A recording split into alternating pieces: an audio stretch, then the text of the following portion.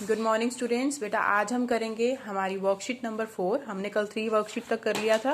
अब हम करेंगे वर्कशीट नंबर 4 जिसमें है टाइप्स ऑफ एंगल्स। बड़े ध्यान से समझना है बेटा, टाइप्स ऑफ एंगल्स आपके कौन कौन से होते हैं। आपके 4 तरह के एंगल्स होते हैं जो होते हैं acute angle, obtuse angle, right angle और स्ट्रेट एंगल। तो हम एंगल्स को क्लासिफाई करते हैं अकॉर्डिंग टू देयर डिग्री। हम उनकी डिग्री को मेजर करके उन एंगल्स को क्लासिफाई करते हैं। जैसे अब आपके जो एक्यूट एंगल होते हैं वो 0 डिग्री और 90 डिग्री के जो बीच में होते हैं एंगल्स, वो सारे एक्यूट एंगल होते हैं, ठीक है। और ऑब्ट्यूज एंगल आपके कौन से होते हैं? जो 90 डिग्री से 180 डिग्री के बीच में होते हैं, वो सारे ऑब्ट्यूज एंगल होते हैं, ओके। और जो 90 डिग्री का एंगल होता है, जो 90 डिग्री के इक्वल होता है, वो आपका राइट एंगल होता है। बिल्कुल स्ट्रेट जाता है ना वो, तो वो आपका कौन सा होता है? Right angle. और जो बिल्कुल स्ट्रेट होता है वो मैंने आपको बताया 180 का होता है वो, तो 180 का जो एंगल है वो क्या होता है? आपका straight angle.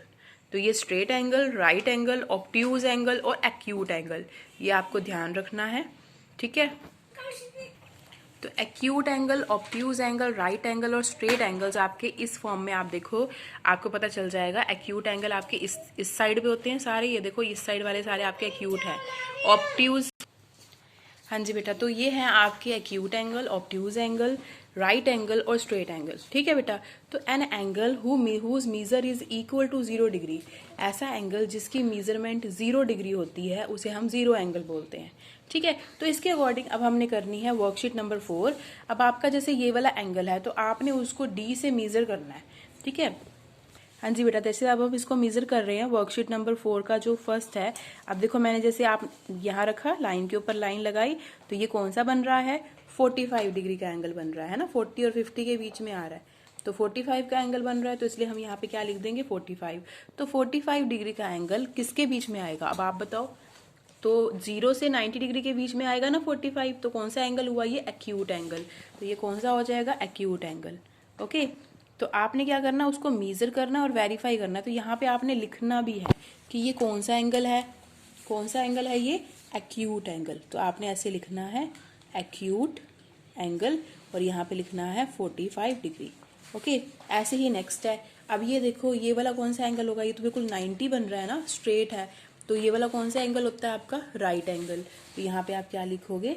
Right angle, okay, right angle, okay बेटा। नेक्स्ट है आपका ये वाला। अब ये वाला आपका बन रहा है, आप यहाँ पे देखो प्रोटेक्टर को रखते हैं हम, यहाँ पे हमने प्रोटेक्टर रखा, बिल्कुल स्ट्रेट लाइन होनी चाहिए। तो उसके अकॉर्डिंग ये देखो क्या बना रहा है? ये 60 बना रहा है ना। तो 60 बना रहा है, उसके अकॉर्डिंग 60 आपका किसके बीच में आएगा? 0 से 90 के बीच में आएगा, यानी कौन सा एंगल होगा? ये एक्यूट एंगल। तो यहाँ पे आप क्या लिखोगे? Acute, okay. नेक्स्ट है आपका 55 डिग्री। तो अब यहाँ पे देखो 55 पहले बन रहा है या नहीं बन रहा? तो आप इसको कैसे रखोगे? जहाँ पे आपका एंगल होता है आपने उसके अकॉर्डिंग रखना होता है। ये देखो आपने लाइन को ही उसी के अकॉर्डिंग रखना है। तो आपका क्या बन रहा है अब इसमें? क्या बन रहा है आपका अब इसमें? देखो 55 बन रहा है, 50 और 60 के बीच में आ रहा है ना ये,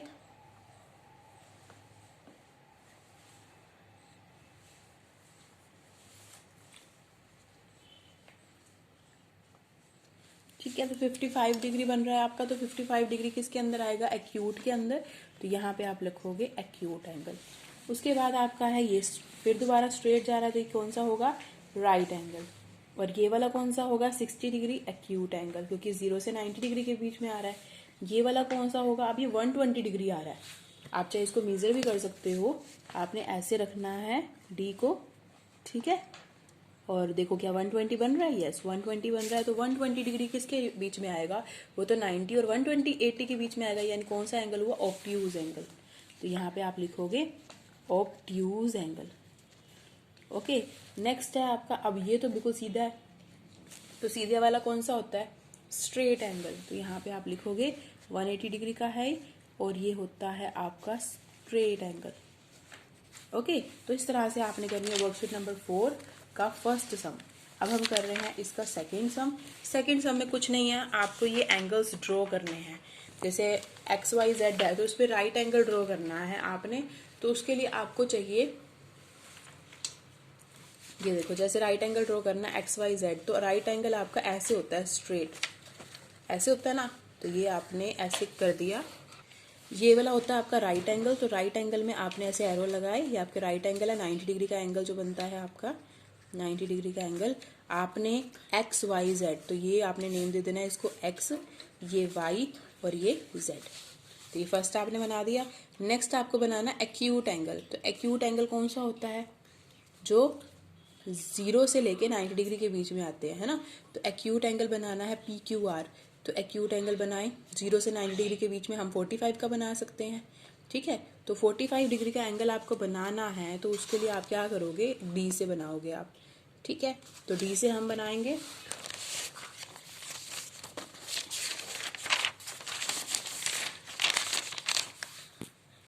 हाँ जी बेटा, देखो जैसे मैंने अब यहाँ पे लाइन लगा ली और आपको बनाना है P Q R acute angle. तो P Q R acute angle, इसका मतलब 0 से लेके 90 डिग्री के बीच में कोई भी एंगल आप बना सकते हो, चाहे 45 का बनाओ, चाहे 60 का, जो भी आपको बना इजी लगे।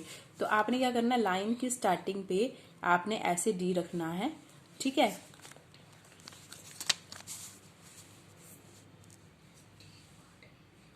लाइन की स्टार्टिंग पे डी रखा। अब मैं यहाँ पे 45 का बना रही हूँ, तो बताओ 45 कहाँ पे आएगा, 45 आपका यहाँ पे आ रहा है, यहाँ पे मार्क कर देना है और फिर यहाँ पे लाइन लगा देनी है। तो इस तरह से बन गया आपका एक्यूट एंगल। हमने इसको नाम दे दिया पी क्यू आर, हमने पी क्यू आर ही बनाना था ना। ऐसे नेक्स्ट है स्ट्रेट एंगल।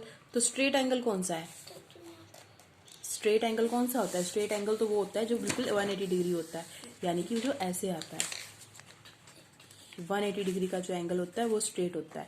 और इसका नाम क्या दे रखा है, एम एन पी। तो आप क्या लिखोगे, इसको एम कर दोगे, इसको एन और इसको पी।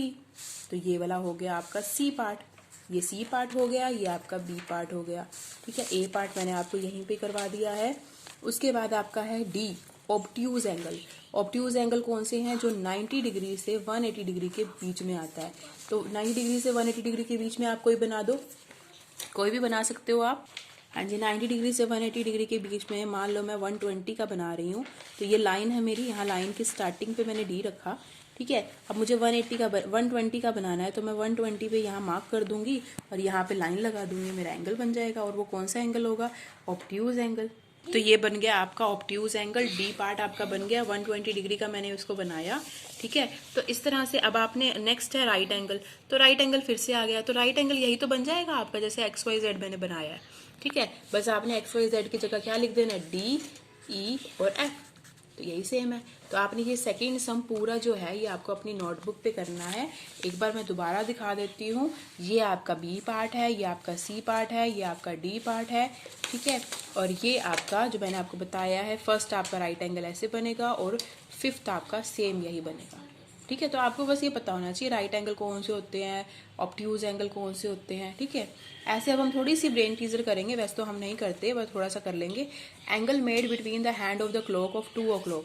ऐसा एंगल जो 2 o'clock पे बनता है, यानी कि आप वॉच के हिसाब से, जैसे वॉच हमारी ऐसे होती है तो 12, 11, 10 ऐसे होता है ना, तो यहाँ पे 1 और 2 आता है।